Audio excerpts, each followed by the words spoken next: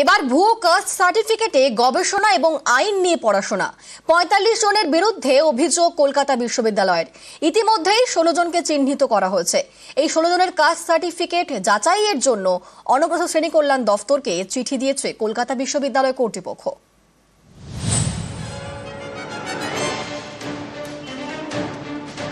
ভুয়ো caste certificate দেখিয়ে এবার পিএইচডি এবং আইন নিয়ে পড়াশোনা। চাঞ্চল্যকর অভিযোগ কলকাতা বিশ্ববিদ্যালয়ে। সম্প্রতি ৪৫ জনের নামে অভিযোগ পায় কলকাতা বিশ্ববিদ্যালয়। কেউ পিএইচডি করছেন, কেউ বিএ এলএলবি পড়ছেন। অভিযুক্তদের সম্পর্কে তথ্য পেতে সংশ্লিষ্ট বিভাগ থেকে রিপোর্ট চায় কলকাতা বিশ্ববিদ্যালয় কর্তৃপক্ষ। সেই তথ্য খতিয়ে দেখে ১৬ জনকে তারা চিহ্নিত করেছে। তাদের কাস্ট সার্টিফিকেট যাচাইয়ের জন্য অনগ্রসর শ্রেণী কল্যাণ দপ্তরে চিঠি দিয়েছে বিশ্ববিদ্যালয় কর্তৃপক্ষ। কলকাতা বিশ্ববিদ্যালয়ের রেজিস্ট্রার দেবাশিস দাস জানিয়েছেন, ১৬ জন পড়ুয়ার কাস্ট সার্টিফিকেট যাচাইয়ের জন্য অনগ্রসর শ্রেণী কল্যাণ সম্প্রদায় দপ্তরকে চিঠি পাঠানো হয়েছে। এর মধ্যে পিএইচডি ও বিএ এলএলবির পড়ুয়ারা রয়েছেন। সংশ্লিষ্ট দুটি বিভাগ থেকে রিপোর্ট নেওয়া হয়েছে। এর আগে ভুয়ো এসটি সার্টিফিকেট দেখিয়ে নানা জালিয়াতির অভিযোগ সামনে এসেছে। কারচুপি করে এসটি সার্টিফিকেট তৈরি করেন রাজারহাটের যুবক। সেই সার্টিফিকেট দেখিয়ে ভর্তি হন ডায়মন্ড হারবার মেডিকেল কলেজে। এ নিয়ে পুলিশের কাছে অভিযোগ দায়ের করে স্বাস্থ্য দপ্তর। ভুয়ো এসটি সার্টিফিকেট দেখিয়ে কলকাতা পুলিশের চাকরিরও অভিযোগ উঠেছে।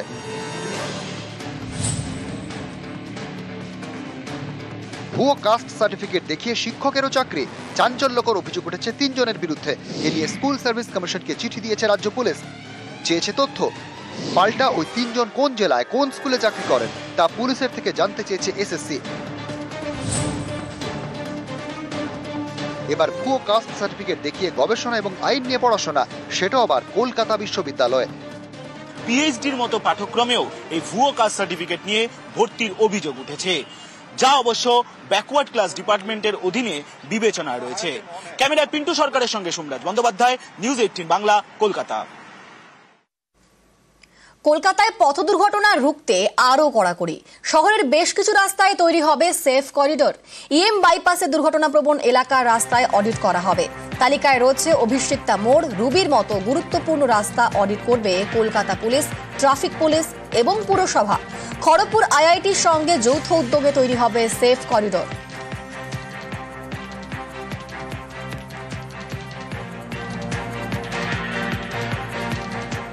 একটা দুর্ঘটনা ঘটে এরকম একটি রাস্তাকে নিয়ে সিস্টেমেটিক ইন্টারভেনশন করে over a period of time সেই করিডোরটাকে আমরা সেফ করিডোরে ট্রান্সফর্ম করব।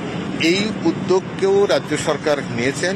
আইআইটি খড়গপুরকে এই দায়িত্ব দেওয়া হয়েছে ইএম বাইপাসকে সেফ করিডোর হিসেবে ট্রান্সফর্ম করবার জন্য। কি কি করা দরকার, কোন কোন ইন্টারভেনশন, রোড ইঞ্জিনিয়ারিং, স্পিড কিভাবে নিয়ন্ত্রণ করব, সেই পুরো সমস্ত জিনিসগুলো আমরা একসাথে মিলে কাজ শুরু করলাম। উল্টোডাঙ্গা ঢালাই ব্রিজ পুরো ইএম বাইপাসের যেটা প্রায় 15 কিলোমিটার স্ট্রেচ, এটাকে সেফ করিডোর হিসেবে ডিজাইন করতে চাইছি। কলকাতা কর্পোরেশনের রাস্তাটা টেক ওভার করেছে। আমরা আজকে দেখে নিয়েছি, আমরা ইভিনিং টাইমেও আরেকবার দেখে নেব যাতে কোনো পয়েন্ট আমাদের মিস না হয়ে যায়। এরপর ডিটেইল রিপোর্ট হয়ে সেই ইন্টারভেনশনগুলো হবে, তারপর আমরা সেফ ডিক্লেয়ার করব সেফ করিডোর। আমরা একটু কমাতে চাইছি অ্যাক্সিডেন্টটা, বিশেষ করে ফ্যাটালিটিটা কমাতে চাইছি। বিধানসভার আঁচ রাজপথে। গতকাল বারুইপুরে সম্মুখ সমরে তৃণমূল বিজেপি। বুধবার বিজেপির বারুইপুর অভিযানে রীতিমতো উত্তেজনা ছড়ায়। শুভেন্দুর নেতৃত্বে জমায়েত ও মিছিলের কর্মসূচি বিজেপির। শুভেন্দুদের গো ব্যাক স্লোগান তৃণমূলের। শুভেন্দু অধিকারীকে কালো পতাকাও দেখানো হয়। শুভেন্দুর গাড়িতে লাঠি ছোড়ার অভিযোগ। বিজেপি তৃণমূল স্লোগান পাল্টা স্লোগান।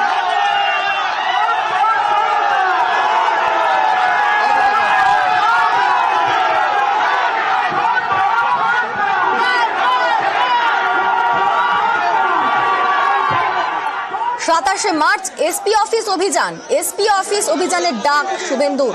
শুভেন্দুর সমালোচনায় বিমান বন্দ্যোপাধ্যায়।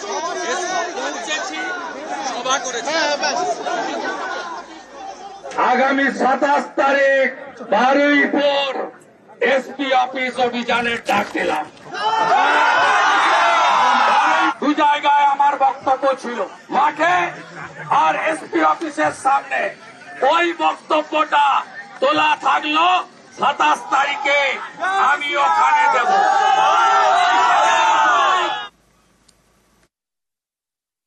বিধানসভায় বলতে দিন না বলে বারুইপুরে গিয়ে বলার কি আছে, আমি তো কিছু বুঝলাম না। এ তো আমার মাথায় ঢোকে না। পরিষদীয় গণতন্ত্রে বিশ্বাস করা একদিক দিয়ে বলে, আর বিধানসভার ব্যাপার বিধানসভায় সীমাবদ্ধ, এটাকে বারুইপুরে নিয়ে যাওয়ার কি প্রয়োজন পড়লো, এটা তো আমি কিছু বুঝতে পারছি না। স্বাস্থ্যে দেশের সেরা রাজ্য, আন্তর্জাতিক স্বীকৃতি পেয়েছে স্বাস্থ্য পরিষেবা। স্বাস্থ্য বাজেট নিয়ে আলোচনায় দাবি মুখ্যমন্ত্রীর। পরিকাঠামো উন্নয়নে 70,000 কোটি খরচ। রাজ্যের টাকা নিয়ে বঞ্চনা কেন্দ্রের। ট্যাক্সের টাকা কেটে নিয়ে যাচ্ছে কেন্দ্র। বিধানসভায় সরব মমতা বন্দ্যোপাধ্যায়। বাংলায় বিনা খরচে চিকিৎসা হয়। রাজ্যের সব মানুষের জন্য স্বাস্থ্য সাথী।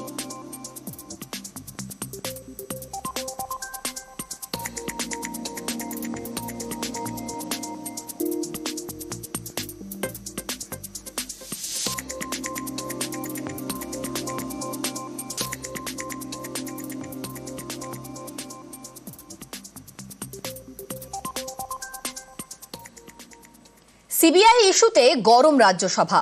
স্বরাষ্ট্রমন্ত্রী অমিত শাহ এবং তৃণমূল সাংসদ সাকেত গোখলের তর্জা তুঙ্গে। স্বরাষ্ট্রমন্ত্রককে জমিদার বলে কটাক্ষ সাকেতের। পাল্টা জবাব অমিত শাহের। বললেন, জমিদারি কে করছে তা গোটা দেশ দেখছে।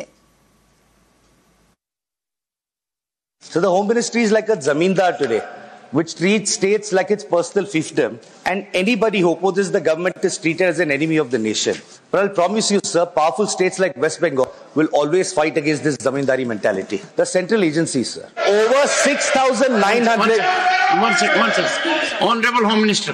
शायद उनको मालूम नहीं है माननीय सदस्य जी को कि सीबीआई और बाकी सारी एजेंसियों के नाम जो वो बोलना चाहते होंगे एक भी गृह विभाग में नहीं। अगर आप एरिया वाइड करना चाहते हो तो फिर मुझे भी करने दीजिएगा, जवाब देने में हर चीज का जवाब दिया जाए। मंत्री जी, सवाल से पहले इतना डर गए, आगे क्या मुझे पता नहीं। So over 6,900 cases of corruption, a pending trial, cases registered by the CBI. So over 361 corruption cases have been pending since more than 20 years. I'm not yielding, sir. I'm not yielding. इन्होंने interpretation किया, डर गए। मैं किसी की कृपा से यहाँ नहीं आया हूँ भाई। मैं 7 बार चुनाव जीत कर आया हूँ। डरने का question does not arise. Number of case जो वो सीबीआई के कह रहे हैं वो माननीय सुप्रीम कोर्ट के और माननीय हाई कोर्ट के ऑर्डर से चुनावी हिंसा के लिए रजिस्टर किए गए केस है। जो चुनावी हिंसा बंगाल में हुई, ये सारे करप्शन के केस नहीं है मान्यवर। नीर कर रखे। और चुनावी हिंसा किस प्रकार की?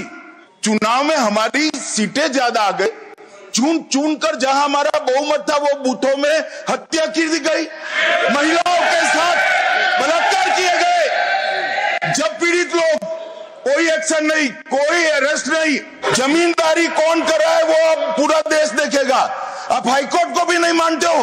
ये सारे सीबीआई के जो केस है मान्यवर, हाईकोर्ट और सुप्रीम कोर्ट के ऑर्डर से रजिस्टर्ड किए गए हैं।